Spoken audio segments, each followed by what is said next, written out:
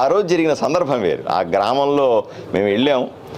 ఆ గ్రామంలోనికి సంబంధించిన సర్పంచ్ చంద్రశేఖరు ఎంతో కాలంగా వైఎస్ఆర్సీపీ పార్టీలో ఉన్నాడు. ఎన్నికల తరువాత మా ఆలోచన విధానం నచ్చి మేము ఇది అణగారిన ప్రజలకు చేస్తున్న సేవల్ని దృష్టిలో పెట్టుకొని మాతో చేరినాడు. మా పార్టీలోకి వచ్చినాడు. మా పార్టీలో ఎంతో గౌరవంగా మేము చూసుకుంటున్న పరిస్థితిని ఈరోజు మీరందరూ కూడా గమనించాల్సిన అవసరం ఉంది. ఆ సందర్భంలో మేము గ్రామంలో వెళ్ళి గ్రామం అంతా తిరిగిన తర్వాత ఆయన దూరంగా నిలబడినాడు. మేము ఆలయం కట్ట మీద నిలబడినాం. అది దేవాలయానికి సంబంధించినటువంటి కట్ట, అది దాని మీద నిలబడినాం. ఆయన దూరంగా ఉన్నాడు, అర్థం కాలేదు. నేను చూస్తున్నా ఎక్కడున్నా నీ మనిషిని పక్కన చూస్తాను, లేడు ఎక్కడో దూరంగా జనాల మధ్యలో ఉంటే రావయ్యా రావయ్యా అని పిలుస్తూ ఉన్నాం. పైకి రమ్మన్నాం. 2 సార్లు 3 సార్లు పైకి రానున్నా, పక్కన ఉండాల్సిన వ్యక్తివి నువ్వు అని పిలుస్తూ ఉన్నాం. నాకు అనుమానం వచ్చింది, అతను ఏమన్నా వేరే మతాన్ని ఆచరిస్తున్నాడేమో, అందువల్ల దేవుడి కట్ట మీద నిలబడడానికి ఇబ్బంది పడతా ఉన్నాడా అని నేను నా దృష్టితో ఎంక్వైరీ చేస్తూ ఉన్నాను. ఈ సందర్భంలో టీడీపీ లీడర్ అయినటువంటి కృష్ణమ్మ గారు చెప్పారన్నటువంటి మీ అన్నీ కూడా మీరు చూశారు. ఇవన్నీ కూడా నేను మీకు ప్రజలకందరికీ కూడా స్పష్టంగా చెప్పాను. ఏ రోజు కూడా అతను ఏ ఒక్క అణగారిన ప్రజల్ని, ఏ ఒక్క బీసీని కానీ, ఏ ఒక్క ఎస్సీని కానీ, ఏది ఒక్క ఎస్టీని కానీ, ఏ ఒక్క మైనారిటీ ఎవరిని కూడా కించపరచాలని కానీ తక్కువ చేసి చూడాలన్న ఆలోచన మాకు ఏ రోజు లేదు. అటువంటి రాజకీయాలే చేయలేదు. అంబేద్కర్ ఆశయాలని సాధించాలనేటువంటి పట్టుదలలో ఉన్నటువంటి భారతీయ జనతా పార్టీలో క్రమశిక్షణ కలిగిన కార్యకర్తగా ఉన్నాను నేను. నిరంతరం అంబేద్కర్ యొక్కటువంటి ఆలోచనల్ని సమాజంలో మార్పు తీసుకురావాలనే ఆలోచనతో పనిచేసేవాళ్ళం మేమంతా కూడా. ఎన్నో సందర్భాల్లో బిఆర్ అంబేద్కర్ గారి జీవిత కథని భారతీయ జనతా పార్టీ వైపు నుంచి ఎన్నో ఊర్లలో, ఎన్నో సభల్లో నేనుగా ప్రస్తావించిన వాడిని. ఇటువంటి ఆలోచనలు ఉన్నటువంటి క్రమశిక్షణ కలిగినటువంటి ఒక కార్యకర్తని, ఉద్యమ నేపథ్యం ఉన్నటువంటి ఒక ఉద్యమకారుణ్ణి, నిరంతరం అణగారిన ప్రజలతో ఉండి వాళ్ళ వైపు నుంచి ఉద్యమించే నాలాంటి వాడి మీద ఎవరో దానికి కావాలని వీడియో వైరల్ చేయడం, దాన్ని ఎడిట్లు చేయడం, చిలకలు వలకలుగా చేయడం, ఈ ఇబ్బంది పెట్టే ప్రయత్నం చేయడం, దాన్ని ఏదో అవమానం జరిగిందంటూ ప్రజలను రెచ్చగొట్టే ప్రయత్నం చేస్తూ ఉన్నారు. ఇది స్పష్టం. నేను ఒక బీసీ ఎమ్మెల్యేనని తెలుసు. నిరంతరం ఉద్యమ స్ఫూర్తితో ఉంటానని తెలుసు. ఇవన్నీ తెలిసి ఏదో రకంగా బీసీలకు మధ్య, ఎస్సీలకు మధ్య గ్యాప్ పెట్టే ప్రయత్నం ఏమైనా చేస్తున్నారా? ఇది కూడా ఆలోచన చేయాల్సిన అవసరం ఉంది. ఏది ఏమైనప్పటికి కూడా జరిగిన విషయాన్ని మాత్రం మీరందరూ వీడియోలు 1కి 4 సార్లు వీడియోలో చూడాల్సిన అవసరం ఉంది. నా ప్రమేయం లేనప్పటికి కూడా, నాకు అటువంటి ఆలోచన లేనప్పటికి కూడా, అటువంటి ప్రవర్తన లేనప్పటికీ కూడా నా సమక్షంలో జరిగిన దానికి నేను బాధ్యత వహించాల్సిన అవసరం కూడా ఉంది. జరిగిన సంఘటనల్ని పూర్తిగా ఖండిస్తూ, జరిగినటువంటి సంఘటనలో ఎవరి మనోభావాలు దెబ్బతిన్నా, మా సర్పంచ్ గారు నిన్నే మాట్లాడినారు కూడా, నాతో ఎలా ఉంటాడు, మా పార్టీలో ఎలా ఉంటాడు, మిగతా వీళ్ళందరికీ కూడా ఊర్లో ఉన్నటువంటి ఒకటి ఆలోచన చేయాలి.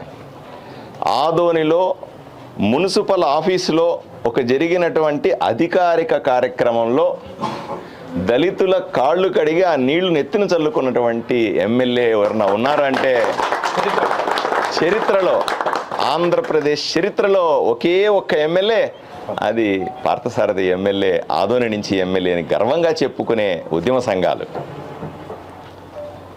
ఇది నిజం. అలాగే నేను అసెంబ్లీలో మాట్లాడినా, బయట మాట్లాడినా, ఏ గ్రామానికి వెళ్ళినా సరే తారతమ్యాలు లేకుండా చేస్తాం. అందరూ అన్నదమ్ముల్లాగా బతుకుతా ఉన్నాం. ఇక్కడ మా మధ్య గొడవలు పెట్టే ప్రయత్నం, మా మధ్య చిచ్చు పెట్టే ప్రయత్నం, ఏదో పార్థసారథి దళితుల వ్యతిరేకని చూపించి దాని ద్వారా రాజకీయ పబ్బం గడుపుకుందామనే ప్రయత్నం, ఏదో విధంగా పార్థసారథిని దళితులకు దూరం చేద్దామనే ప్రయత్నం, ఏదో విధంగా బురద జల్లి దాంట్లో రాక్షసానందం పొందుదామనే ప్రయత్నం, ఇవన్నీ కూడా ప్రజలు కళ్ళతో చూస్తూ ఉన్నారు. ఏది ఏమైనప్పటికీ కూడా నిన్నటి జరిగినటువంటి ఆ వీడియో చూసి అనుమానం వచ్చిన ప్రతి ఒక్కరికి కూడా, ఆ వీడియో చూసి బాధపడిన ఎవరికైనా సరే, లేదా దాని నిజమో కాదో అబద్ధమో తెలియక కన్ఫ్యూజన్లో ఉన్న ఎవరికైనా సరే నేను సమాధానం చెప్పాల్సిన అవసరం ఉంది. అందువల్లే ఈ సమావేశాన్ని ఏర్పాటు చేసి నా తోటి ఉద్యమకారులందరితో పూర్తి స్థాయిలో చర్చించినాం.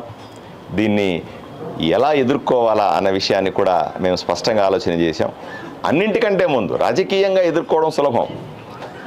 సామాజికంగా నేను ఎప్పుడు వాళ్ళతో ఉంటాను కాబట్టి వాళ్ళతో నాకు ఎప్పటికీ గొడవలు వచ్చే అవకాశం లేదు. అయినప్పటికీ కూడా ఈ జరుగుతున్నటువంటి ప్రచారం మీద ఎక్కడో చోట ఆపాల్సిన అవసరం ఉంది. ప్రచారము దుష్ప్రచారం అని చెప్పాల్సిన అవసరం ఉంది. అందువల్ల ఈ సభాముఖంగా మా అందరి సమక్షంలో, మీడియా సమక్షంలో జరిగిన వాటికి చింతిస్తూ ఉద్యమ సంఘాలకు కానీ, దళిత సంఘాలకు కానీ, దళితులకు కానీ, మా బీసీలకు కానీ, అణగారిన వర్గాలకు ఎవరైనా సరే నేను బహిరంగంగా క్షమాపణ చెప్తా ఉన్నాను. ఎందుకంటే చాలామంది అంటారు, ఏమండి క్షమాపణ చెప్తున్నారు ఎట్లా అని. అయ్యా, మా తోటి సహోదరులకి నిన్నటి నుంచి మీరందరూ చూస్తూ ఉన్నారు, మాకు సంబంధించినటువంటి మాలో ఒకడైనటువంటి దళితుడిని అవమానించాము అన్నటువంటి ఒక వీడియో తీసుకుని విపరీతంగా దానికి పెడార్థాలు తీస్తా వైరల్ చేస్తున్న సందర్భాన్ని మేము ఈరోజు చూస్తూ ఉన్నాం. ఒకసారి ప్రజలందరికీ కూడా నా నేపథ్యాన్ని నేను ఒకసారి గుర్తు చేసుకోవాలి.